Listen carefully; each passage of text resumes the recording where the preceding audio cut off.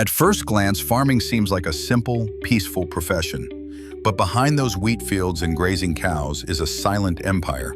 An empire richer than some countries, more powerful than some governments. This is the untold story of how big agriculture quietly took over the world. Farming used to be a straightforward job. Families grew just enough to feed themselves and maybe sold a little surplus at the market. But this all changed with the Industrial Revolution. The arrival of machines like the mechanical reaper and the tractor transformed agriculture. One man could now do the work of dozens. With the development of chemical fertilizers in the early 20th century, farming became faster and more productive. Soon, it was no longer just a way of life, it was big business. The Green Revolution of the mid-20th century brought even more changes.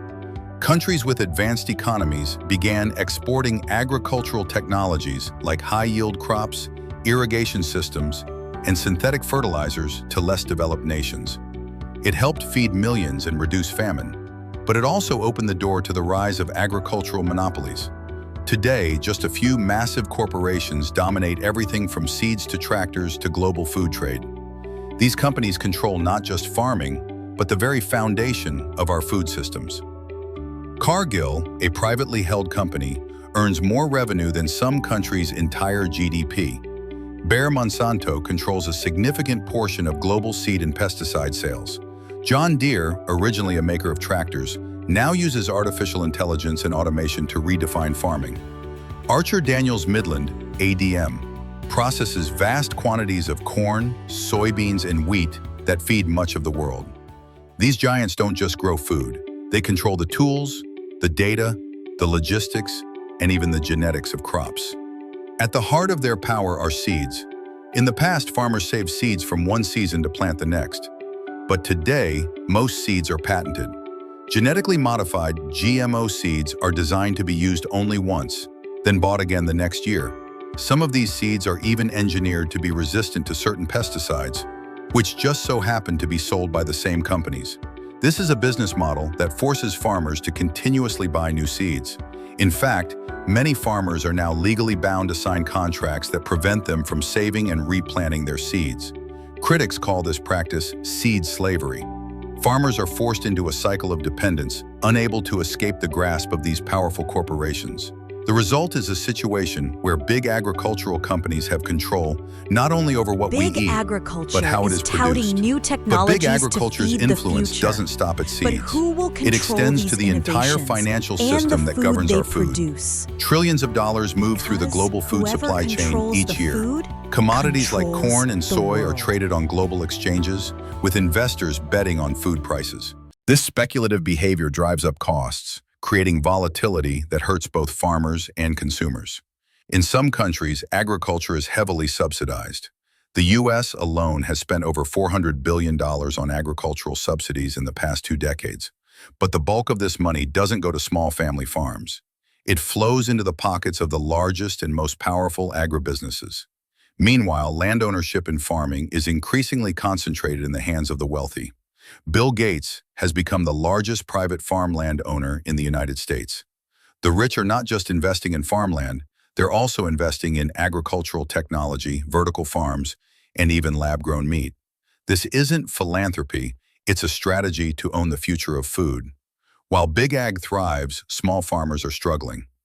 In the U.S., over 100,000 farms have shut down in the last decade. In India, more than 300,000 farmer suicides have been reported over the past 30 years, many linked to debt and crop failure. Small farmers simply can't compete with the industrial scale of corporate farming. Some of them become contract growers, working under strict terms imposed by big ag companies.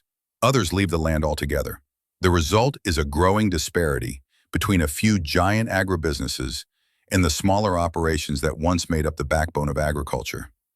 And it's not just small farms that are suffering. The environment is also paying the price. Industrial farming, with its reliance on pesticides, fertilizers, and monocultures, is one of the biggest contributors to climate change. Greenhouse gases are released in vast quantities, especially through methane from livestock, nitrous oxide from fertilizers, and deforestation. In the Amazon, over 80% of deforestation is linked to cattle ranching and soy production. Pesticide overuse is poisoning the soil, while monocultures are weakening biodiversity. Aquifers are being drained to irrigate thirsty crops like rice and almonds, leaving behind a trail of environmental destruction. Ironically, the very system that feeds billions of people may be undermining the planet's ability to continue growing food in the future. The rise of industrial agriculture is causing irreversible damage to the land and resources that have supported human civilization for millennia. But the impact of big agriculture doesn't end with the environment. The influence of these corporations is expanding into new frontiers. In the global south, fertile land is being bought or leased by multinational corporations, often under dubious circumstances. This practice, known as land grabbing, has been criticized for depriving local communities of their resources. Countries in Africa, Asia, and Latin America are seeing their most fertile lands purchased by foreign corporations, with promises of economic development and jobs. But in many cases, these promises fall short. Instead of benefiting local populations, the land is used to grow crops for export, often leaving local communities without access to the food they need. In some cases, the corporations building large-scale farms have diverted vital water resources, making it harder for local people to sustain themselves. In the end, it's not just land that is being stolen, but sovereignty itself. Many of these countries have lost control over their own food systems, turning their land into a resource for foreign corporations. As the world's population continues to grow, and as climate change accelerates, big agriculture is positioning itself as the solution to the food crisis. Corporations are investing in new technologies like lab-grown meat, genetically modified crops, and vertical farming systems, all of which are touted as ways to feed the future. But the question remains, who will own these technologies?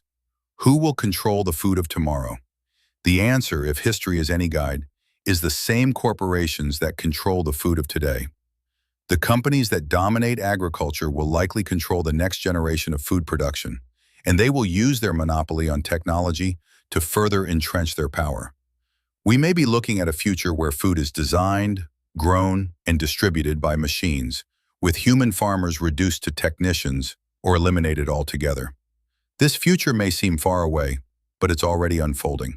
Big agriculture is not just feeding the world, it's controlling it. So the question isn't just who feeds us, it's who controls the food. Because whoever controls the food controls the world.